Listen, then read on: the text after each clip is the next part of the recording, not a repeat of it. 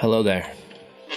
I'm not batch recording and just recording 3 different videos at once. I'm wearing a different hat. This is a different video. This is a different time. This is different lighting. This is surely not the same outfit that I was wearing for the last 2 videos. And why do they keep on going? Why don't they ever slow down? Why can't you seem to stop them?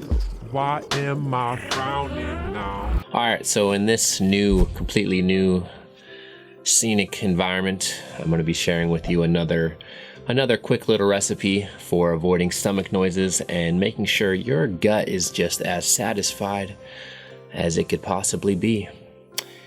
Let's get into it. Alright, so this recipe is a smoothie recipe, so if you don't have a blender, you better get one. I'll put a link to my favorite blender that I use. I've been using it for many years. I'll put that in the description.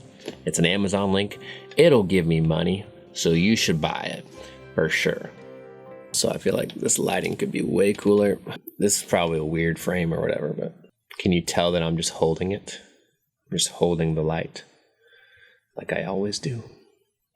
Alright, so for this smoothie recipe, you're just going to need a few things, and those few things include peanut butter, almond milk, frozen fruit, and I like frozen mangoes, or it could be a banana, a ripe banana, or it could be frozen peaches or canned peaches.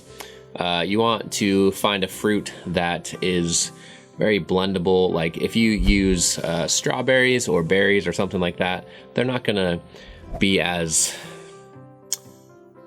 filling to they're not gonna make the smoothie blend together very much. They're gonna stay intact with their own kind of texture.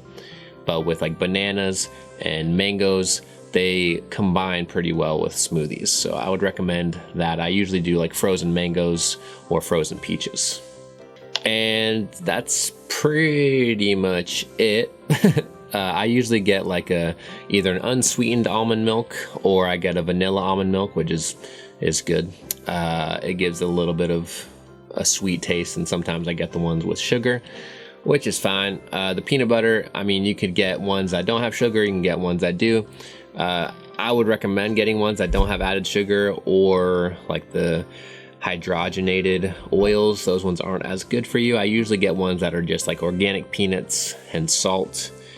And but yeah, you're gonna put that in your smoothie and you're gonna blend it real good. But yeah, so you're gonna put all that in your smoothie. For the peanut butter, I mean, you can put as much as you want. I sometimes put like 1/3 to 1/2 of a full like little container in one, depending on how quickly I want to be consuming it, or if I want to make a bigger portion and spread it through the day, I'll put more in, obviously. And so it's kind of up to you.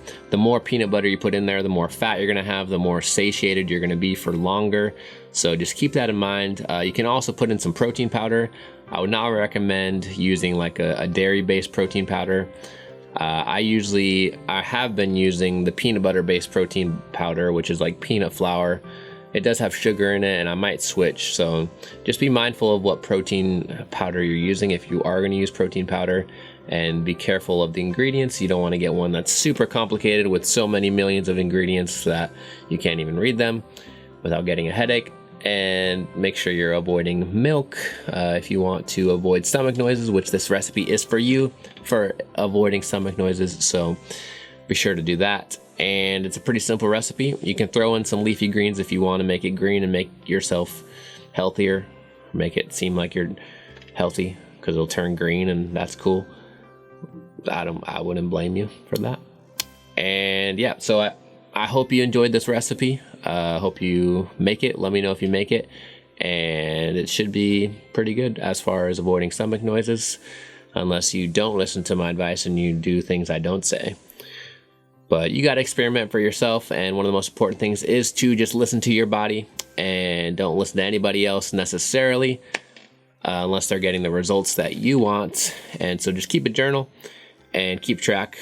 If you put something in a smoothie and it causes explosions, then, I mean, if they're cool explosions, then maybe do it again. If they weren't, and if you don't like those explosions, then maybe change it up.